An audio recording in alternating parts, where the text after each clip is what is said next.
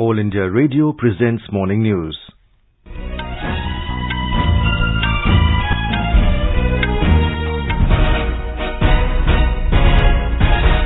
Good morning, I am VC Pramod and with me is Sarabjit Kaur. The headlines. Home Minister Amit Shah arrives in Jammu on a 3-day visit to Jammu and Kashmir to address a mega rally in Rajouri today. President Draupadi Murmu to lay foundation stone of various projects related to education and tribal development in Ahmedabad today. Information and Broadcasting Ministry asks media to refrain from publishing advertisements of online betting platforms. Indian Railways converts 500 mail express trains to Superfast category. CBI arrests a Russian national in JEE mains exam software hacking case. State Bank of India warns against freebies, says they have huge fiscal costs. Swedish geneticist Svante Pääbo wins 2022 Nobel Prize for Medicine for his discoveries on human evolution. In cricket, third and final T20 international between India and South Africa to be played today in Indore. And BCCI confirms Jasprit Bumrah will miss T20 World Cup beginning the 16th of this month due to a back injury.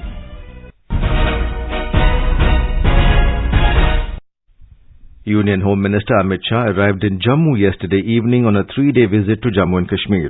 Mr. Shah was received at the airport by Lieutenant Governor Manoj Sinha, Union Minister Dr. Jitendra Singh and senior BJP leaders among others. Home Minister will address a mega rally in Rajouri today. He is likely to chair a high-level security meeting in Srinagar. More from our correspondent. Union Home Minister Amit Shah, after reaching Raj Bhavan Jammu last evening, met civil society group, top businessmen and delegations of various organizations. The Home Minister will head towards Shri Mata Vaishno Devi Shrine in Trikuta Hills in Riyasi district in the morning today and perform a special puja at Mata Vaishno Devi Bhavan on the eve of Ram Navami.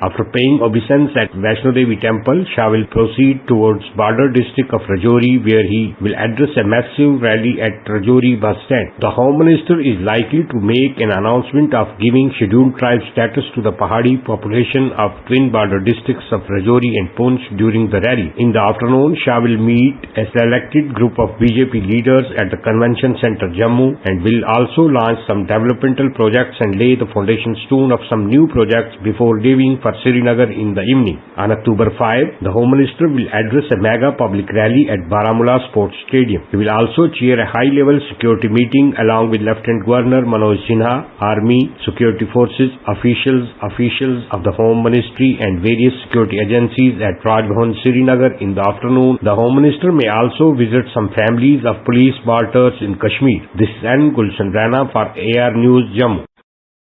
President Draupadi Murmu will lay the foundation stone for various projects related to education and tribal development at Gujarat University in Ahmedabad today. The President, who is on a 2-day visit to Gujarat, will also launch Her Start, a startup platform of Gujarat University for women entrepreneurs in Ahmedabad. Her Start is one of flagship programs of Gujarat University Startup and Entrepreneurship Council's GUSEC, which seeks to support women entrepreneurs during their entrepreneurial endeavors.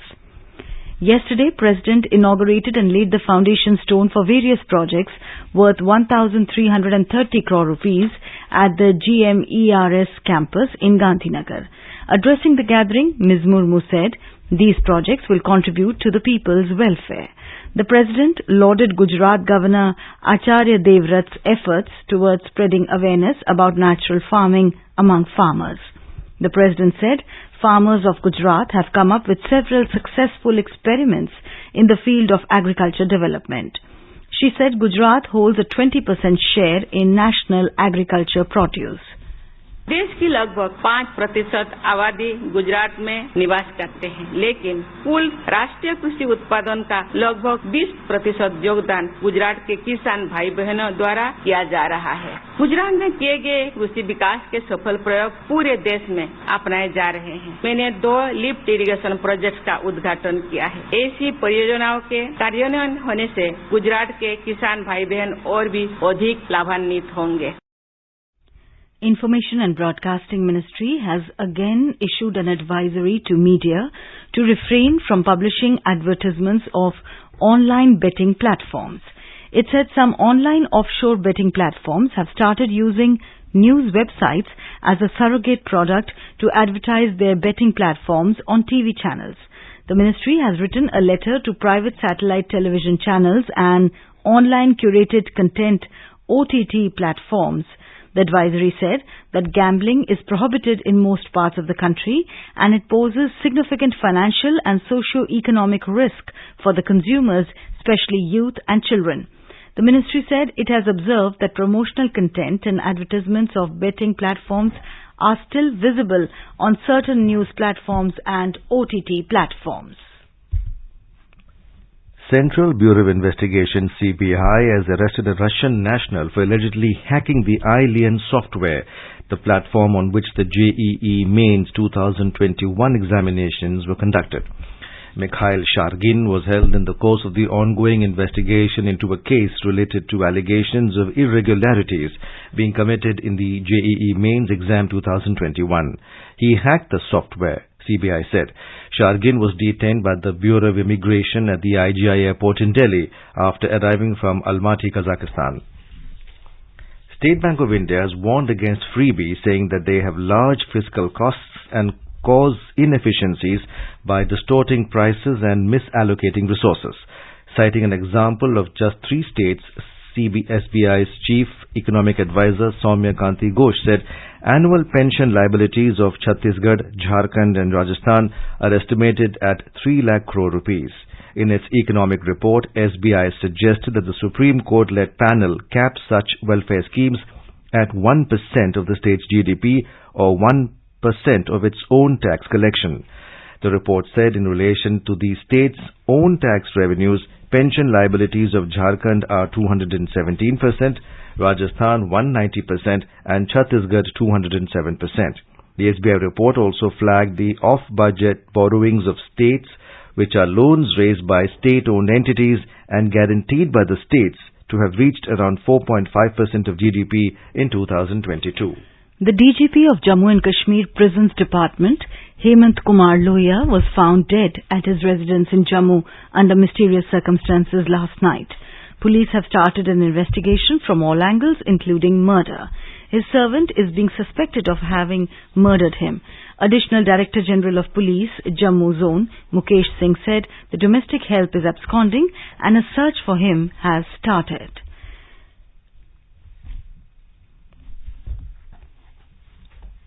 Health and Family Welfare Minister Dr. Mansukh Mandavia participated in a cycle rally in New Delhi yesterday to raise public awareness on TB elimination and non-communicable diseases. In a tweet, Dr. Mandavia said he cycled at Kartavya Path with hard-working and talented students from AIIMS, New Delhi, to raise public awareness on TB elimination. He said in line with Prime Minister Narendra Modi's goal, the government is committed to make India TB-free by 2025. Talking to reporters, Dr. Mandavia said over 9 lakh tuberculosis patients have been adopted under the Pradhan Mantri TB Mukt Bharat Abhiyan. मुझे खुशी है कि 9 लाख से अधिक TB patient को किसी ने व्यक्तिगत तौर पर, कई एनजीओ ने, कॉर्पोरेट सेक्टर ने, हॉस्पिटल ने, सभी ने टीबी पेशेंट को गोद लेके एक बहुत अच्छी लोक भागीदारी साझी की है। मुझे विश्वास है कि प्रधानमंत्री जी ने जो कहा है कि 2025 अंत तक हमें देश को टीबी मुक्त करना है, इस तरह के कैंपेन से जन जागृति भी आती है और अवेयरनेस भी होती है। In Morning Matters, now let us listen to a discussion rollout of 5G services in India. The participants are Mahesh Uppal, telecom expert, and Surabhi Agarwal, journalist. Prime Minister Narendra Modi has announced the launch of 5G services in the country. He said that it's a gift by the telecom industry to 130 crore Indians, and he also said that it will usher in new phase of 4.0 industry in the country. So I want to understand from you, Mr. Uppal, what do you make of this historic launch? What does it mean for end consumers? What does it mean for businesses? This is a very significant moment in India's telecom sector. 5G is today the state-of-the-art technology in wireless communications, and it is available currently in about 87 countries. And by starting it in India, we are now in the league of countries that offer these services. Having said that, it is of course important to recognize that these are early days, and the services will take some time to roll out because you need a far denser network, which means you need public infrastructure, and usually that can take time because all kinds of permissions have to be obtained. Having said that, now it's also worth mentioning that the technology is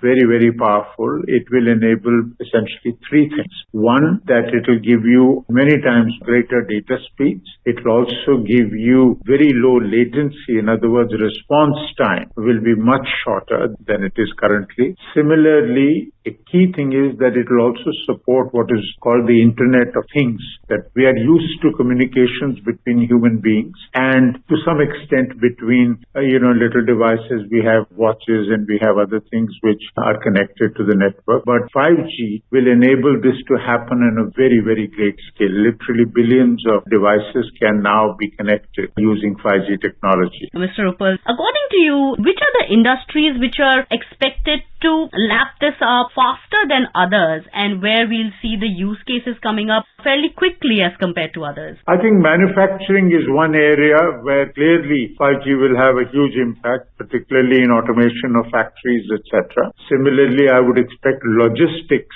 to be impacted very, very radically. The gaming industry or the entertainment industry will also have huge ready use of these technologies. And health, which again is an area where these kinds of response times and this level of data speeds can be extremely invaluable. So these 4 or 5, I can say, will have ready use for this technology. Coming to the point of, how prepared the industry is to take advantage of this opportunity, how quickly are we expected to catch up with the rest of the world? How prepared are our industries to use this opportunity and bridge that gap which we have with the rest of the world? Well, let's put it this way. Our technology ability, our skill sets are as good as the world's best.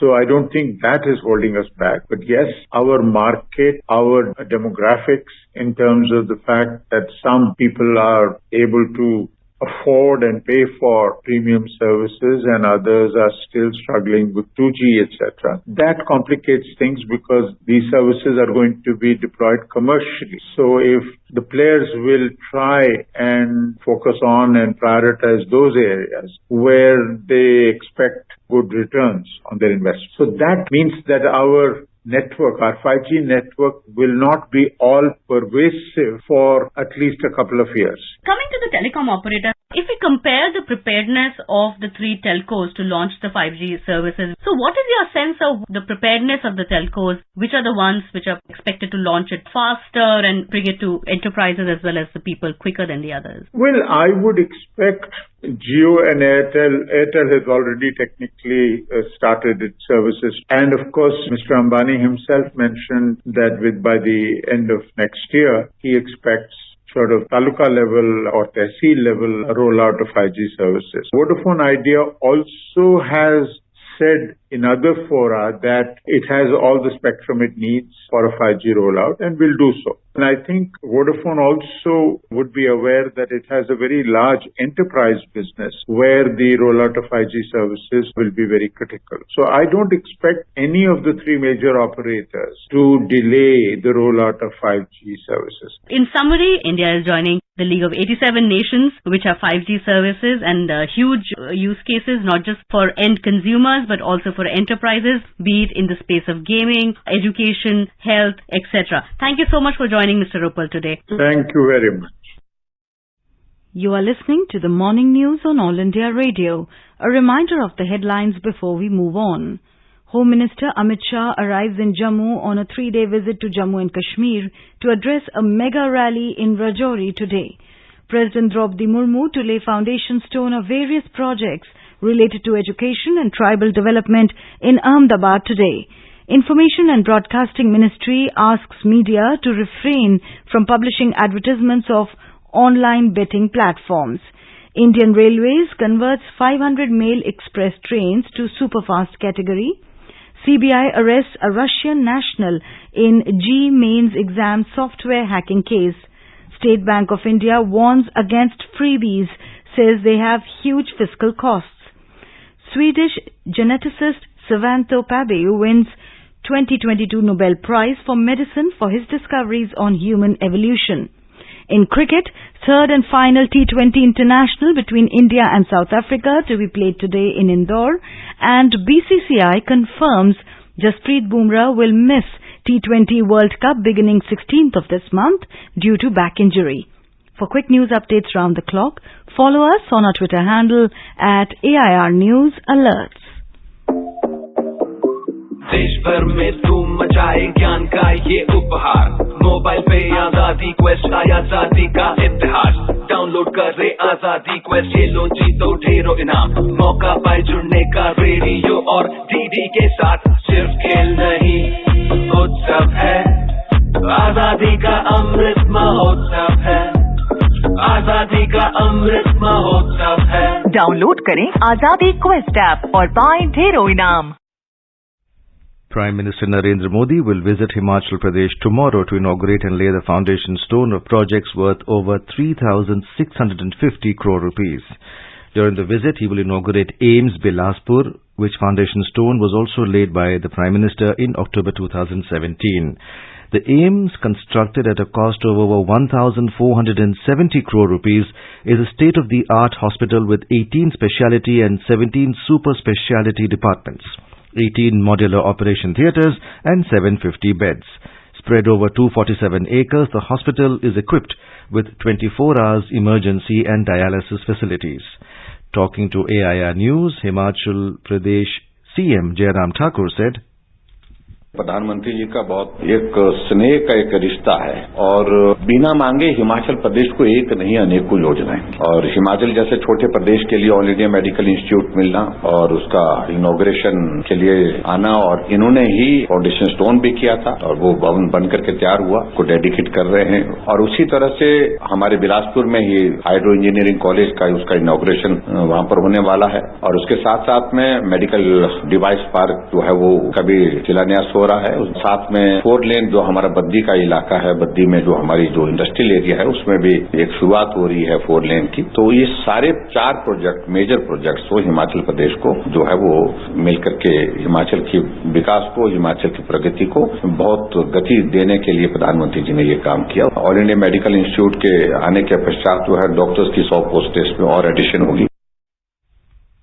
During the visit, the Prime Minister will participate in Kulu Dashera celebrations.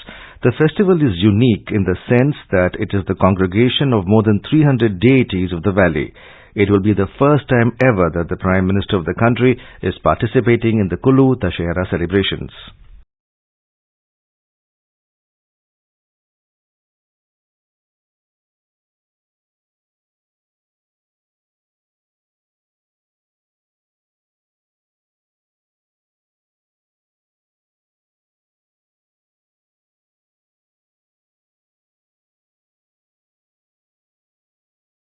Has converted 500 mail express trains to superfast category. In addition to this, 130 services, 65 pairs have also been speeded up by converting to superfast category. The speeding up of trains is between 10 minutes to 70 minutes. The Ministry of Railways informed about this development by releasing its new All India Railway timetable known as Trains at a Glance on its official website. The new timetable came into force on Saturday. The ministry said punctuality of mail express trains during the year 2022-23 is about 84%, which is about 9% more than the punctuality achieved during 2019-2020. Swedish geneticist Svante Pääbo has won the 2022 Nobel Prize in Physiology or Medicine for discoveries that provides our understanding of how modern-day humans evolved from extinct ancestors. The awards panel said his study also provides key insights into the immune system and humans' uniqueness compared with their extinct cousins. Pääbo's key achievements include sequencing an entire Neanderthal genome to reveal the link between extinct people and modern humans. 67-year-old Pääbo performed his prize-winning studies in Germany at the University of Munich and at the Max Planck Institute for Evolutionary Anthropology in Leipzig. Pääbo is the son of Sune Bergström, who won the Nobel Prize in Medicine in 1982. Over the past 75 years since independence, India's largest public service broadcaster, All India Radio, has been the proverbial storyteller for crores of people across the country. All India Radio is celebrating 75 years of freedom with a series Azad Bharat Ki Baat, Akashwani Ke Saath. It showcases the journey of India since independence in various walks of life through the storytelling of All India Radio. In today's episode, we bring you the story of Yoga, India's gift to the world.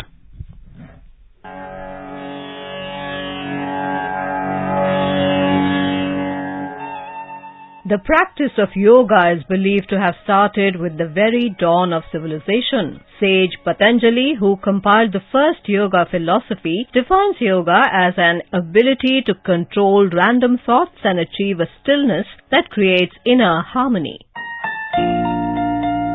ये योग है, संयोग है, आरोग्य ही योग है. Yoga, the ancient physical, mental and spiritual practice, is India's gift to the world, which brings about a unison of the body and the consciousness with the surroundings and nature. Yogacharya B.K.S. Iyengar had said, Yoga is all about bringing your attention along with awareness to each and every cell of your body. He said asanas are meant to connect the physical and factual wisdom of the body with the analytical mind and to coordinate with cooperation among the body and mind. If there is coordination, then the person is on the spiritual level.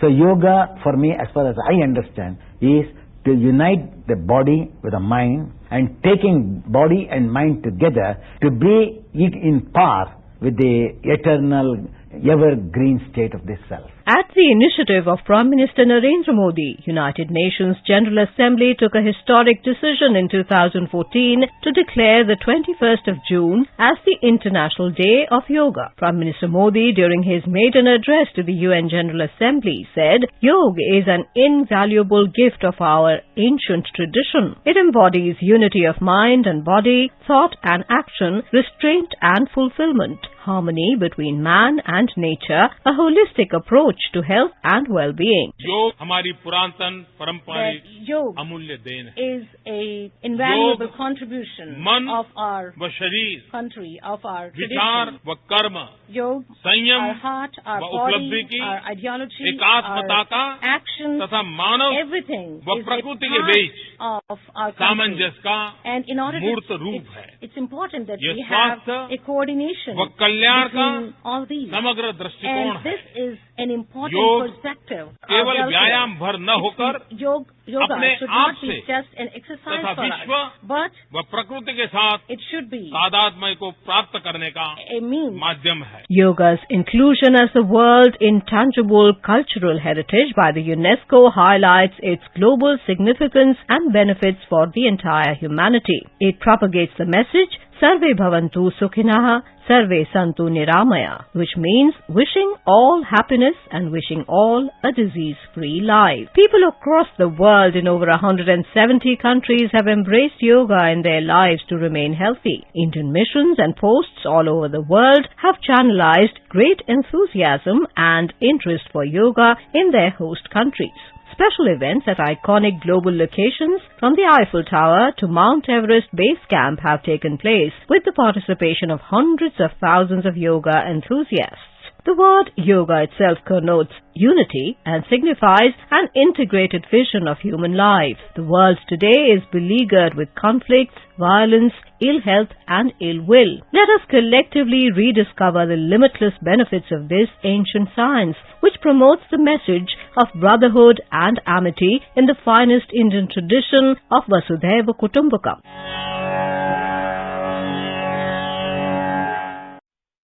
The News Services Division of All India Radio in its daily program Spotlight will broadcast an exclusive interview with Chief Election Commissioner Rajiv Kumar tonight.